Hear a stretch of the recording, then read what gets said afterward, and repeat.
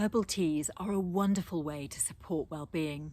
You can personalise blends to match specific needs or tastes. This blend uses plants that are often regarded as weeds, but they look after our skin by supporting our natural processes of cleansing, elimination and digestion. Nettles are bursting with nutrients and cleansing chlorophyll.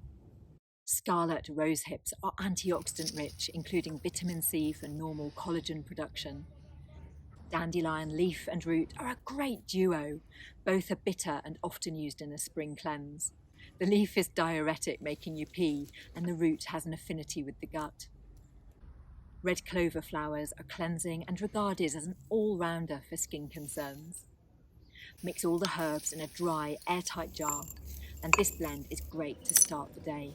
Simply boil the kettle, pop a teaspoon of the blend per person in a teapot, steep for 5 to 10 minutes, strain and enjoy up to 3 times daily. If it's a little bit bitter, add a dash of honey to sweeten.